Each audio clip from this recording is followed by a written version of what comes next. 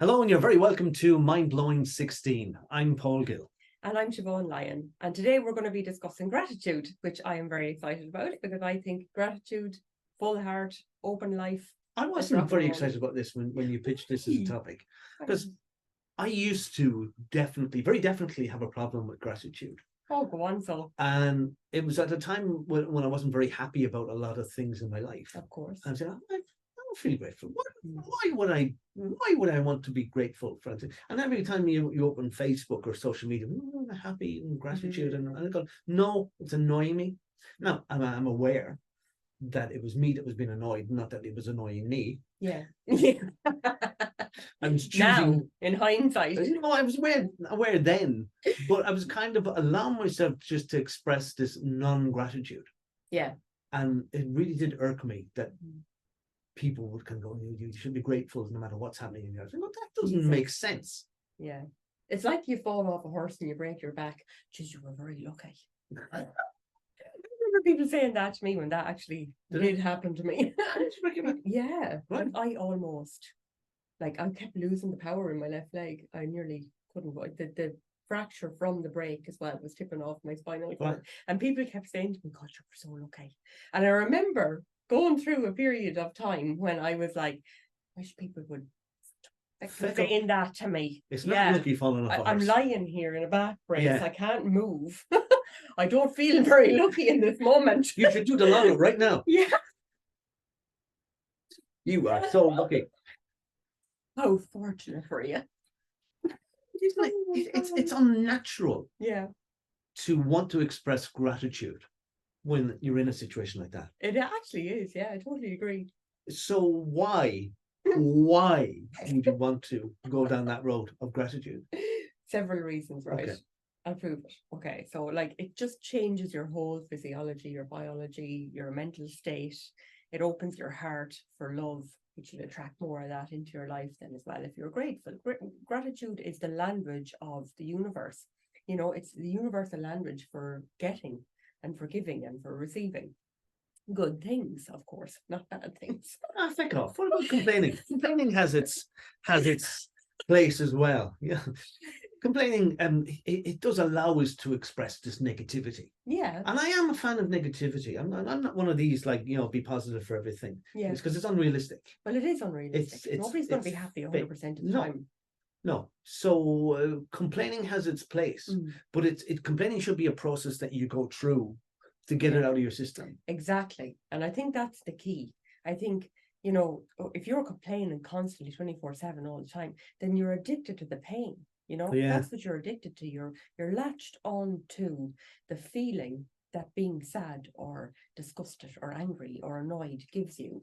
And you're not actually projecting love or gratitude or happiness or anything like that out into the world. So what are you going to get back? Yeah. You're going to get back more reasons to feel negative and to give out about people or things or places. And I know I've said this before, whether it's on this podcast or whether it's somewhere else, but sometimes when people give me a bad story and they go, so how do you feel about it? That's shite. And I go, yeah, shite. And it surprises them that you are agreeing with them, that you're not trying to talk them out of it. Yeah. Because then I can just let that sit there and I can go, well, what are we going to do about that? Yeah. Kind of, where do you go from here? Yeah.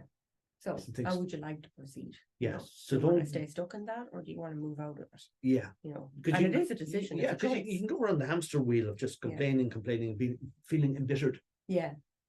And this to me is one of the things then about gratitude, is that it conditions your mind to have a certain perspective. Yes. I would have done with people, a journal, whether it's gratitude or whether it's something else. But it's something as simple as luck. Yeah. And I am going to talk about this in another podcast down the way. But I'll just touch on it now. I said, people, if you were to write down everything that happens to you during the day, you go, I was lucky. Well, you broke your back, fell off a horse. I was lucky. Yeah. Well, how the horse felt about that. I felt guilt and shame. Oh, in therapy. But you tend to notice then that your filter is looking for luck. Yeah.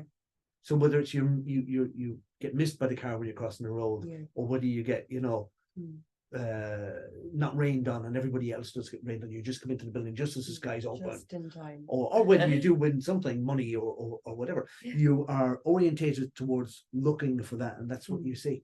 Yeah, that's it. And isn't it true that they say that you see the world as you are? Yeah, yeah. I definitely believe that your outer world is a reflection of your inner world. So, you know, how you present yourself to the world is a massive thing. Like, and I think that's, you know, what attracts like-minded people or like emotive people, I suppose. What way do other people in your life feel? And that's what you draw to yourself, you know. And I know a lot of people will probably say, I don't agree with that. You know, I think bad people come into your life anyway.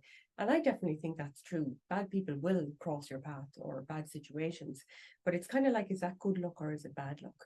When I look back, I think, like, my business, I had a business at the time, I was hairdressing. And when that happened to me, when I fell off that horse, and I thought, oh God, it's terrible bad luck, and I'm losing my business, everything is going out from under me, you know. But the reality was, I wasn't really happy in that job anyway. I wasn't really happy hairdressing. Do you find that I liked it, but I didn't love it. It is a phenomena that you talk about, that people sometimes inadvertently, excuse me, like, people inadvertently create a situation like that, trauma even, that kind of jolts them out of their stuck state. It's nearly like when you're driving along in your car. And I've talked to many clients and many people actually outside of the therapeutic field as well about this, where they're driving along and they just wish they could just railroad themselves off, you know. But it's not that they want to die. Yeah, but it's not a suicidal. It's a suicidal. It don't things to change. It's classified as that. They just want their life to change. Well, I found with me, when I was unhappy, that around that time there was two things that happened closely together. One was a very serious car accident where I could have been paralyzed, could have been broke my neck, could have been killed.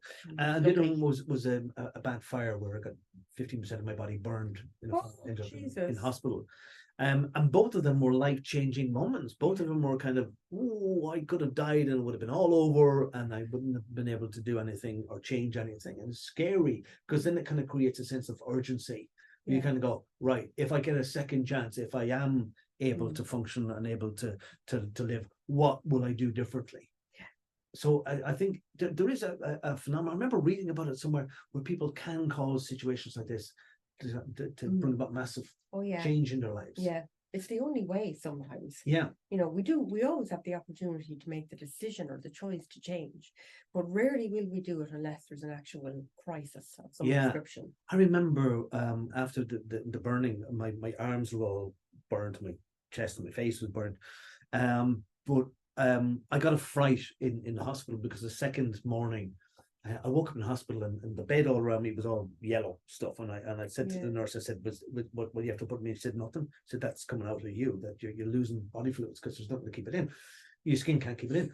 But they took me down to this sterile bath and they lifted me up in this chair and they dropped me into this sterile bath, and this doctor came along and she was just kind of pushing at my skin and like this, and I said, what are you doing? And she said, well, I'll tell you because it's good news.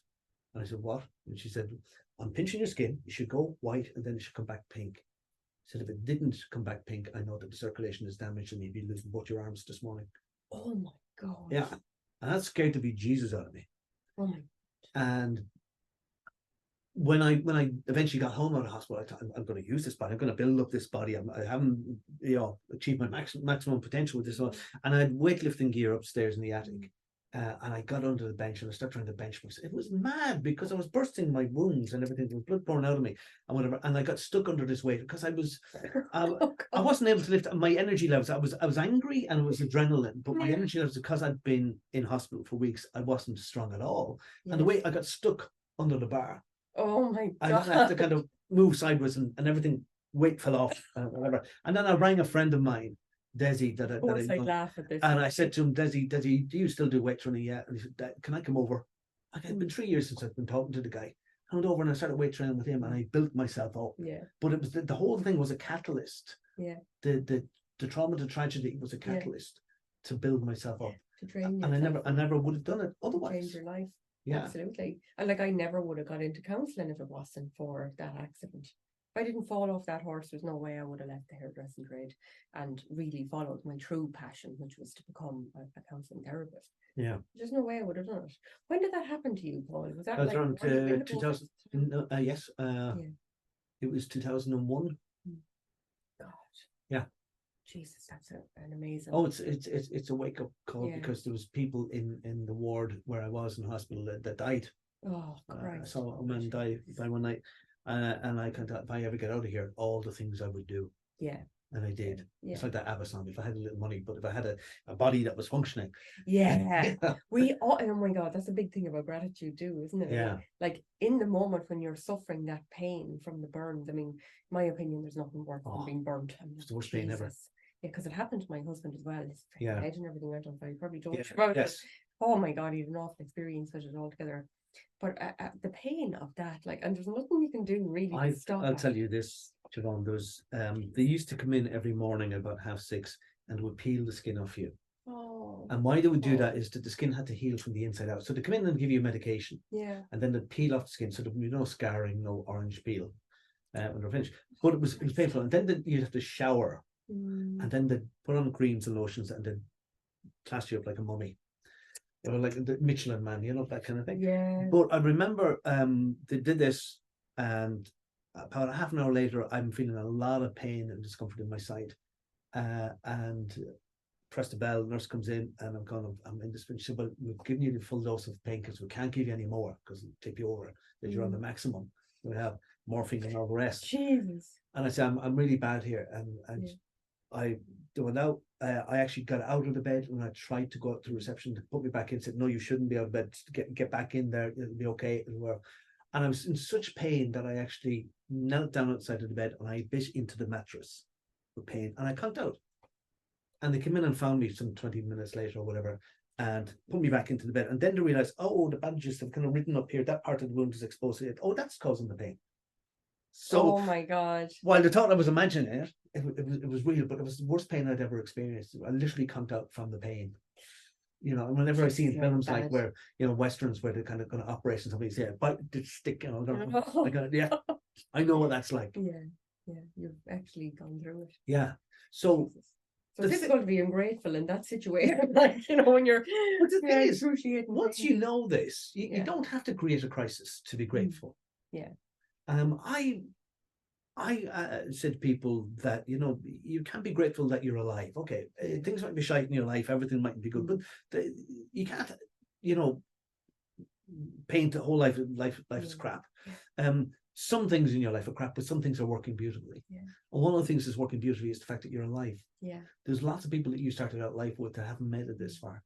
People you started out in school with, in your locality, even some of your family, haven't made it this far. And you'd see it on social media, people saying, it's a gift to grow old. Yeah. A lot of people haven't had that opportunity. Absolutely. Jeez, I heard about recently where a 41-year-old man just died of cancer, and I just thought, God, that's just like, I'm 41. Yeah. It's like, God, I can't imagine leaving my children and my family behind, now at this time in my life. It doesn't fit into my goals. No, my it's dreams, not in the plan. my It's not in the aspirations. plan. Yeah, for sure.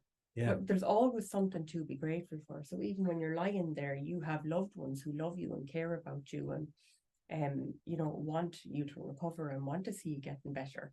And again, lying there as well, I suppose for me, lying on the broad of my back for 12 weeks or whatever it was at the time, it gave me an opportunity to grow in another way, to learn how to meditate and to learn how to just be with myself, because I was constantly doing, like I never stopped working or moving. Was that a distraction? Yeah, constant. Keep yourself busy. Because I didn't want to look back. You don't have to think. Yeah. Like I had not dealt with any of my past trauma at that point in my life. None of it. I hadn't even looked at it, It was all shoved back there in the subconscious, and I was willing to not look at that. Yeah. And that actually triggered me into kind of some of those flashbacks started to come back to me because I was lying so flat. I had no distractions. I wasn't able to get up and move around or do anything like that. You were in bed with your stuff. Yeah, exactly. You couldn't get away. I just couldn't get away from all this stuff, you know. Yeah, yeah. And at the time, I remember thinking that was a nightmare. I wasn't a bit grateful for that. No, But no. now I am, because it gave me a unique opportunity that I wouldn't otherwise have had to Yeah. work on. And sometimes you're not looking at the bigger picture. You couldn't see the bigger picture when you were No. lying on your back in that No. bed. All these years later, you can. Yes. But you kind of go, if it was to be able to zoom out even more, what is the bigger picture that I'll see in 5 years' time? Yeah. You know. So I suppose gratitude teaches you not to be pessimistic, if that's a plus, if I can phrase it that way. Yeah. Because pessimism is it's so destructive. It's kind of like it cannibalizes everything. It eats into everything. And you see or you hear pessimistic people. Oh, they're terrible. There's an old woman who used to come into our house, and she was misery. Woe is me. Oh, she'd come in and we'd be trying to watch something on the telly, and she'd give you all the bad news in the parish. Yeah. Everybody. Yeah. Was sick or dying or could possibly die, or maybe, random bad luck might happen to them. And then what was likely to happen in the future. She was just so pessimistic. Yeah. And I was thinking, God, her husband must be so grateful when she visits our house. She's out of his house. He has something to be grateful for. That is shocking.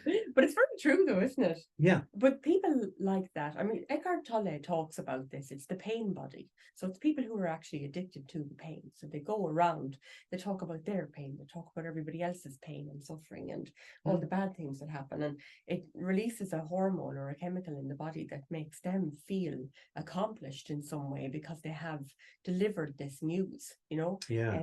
Or they've spoken about the pain.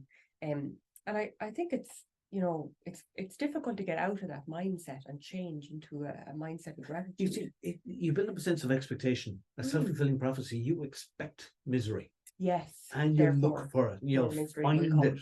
Yeah. And you won't notice the good luck stories or anything to be grateful for. Exactly. Even when something bad comes into my life, and bad things do come in, and bad people. I'm here. And I know, I have to deal with Paul every day, lads, fucking fierce. Anyway, like definitely bad things do come into your life, and bad people say bad things about you and all that kind of thing too. And it's about how you deal with that. I mean, today, I suppose I just try and send people love. I try and send them love and well-being. Not a bolt of lightning. And instead of sending them hate and anger and resentment, I'm going to fucking get. Where do you send that to? I just try and. Where do I send that to? I don't know. I think I write it on a page, like normally, yeah. I have my processes. Like I rant to my husband, I'll say, do you see this now? I'm after getting this in from such a person or whatever. Yeah. Where the hell did that come out of? Or if somebody puts a negative comment on our videos or our podcast or something, I welcome it. It's like, yeah, get it out.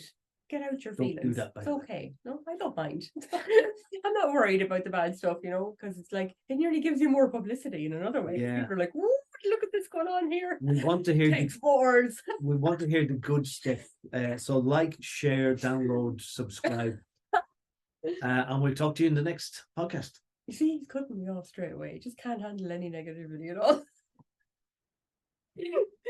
Yes, it's okay, Paul. It's all right. Don't be sad. Bye.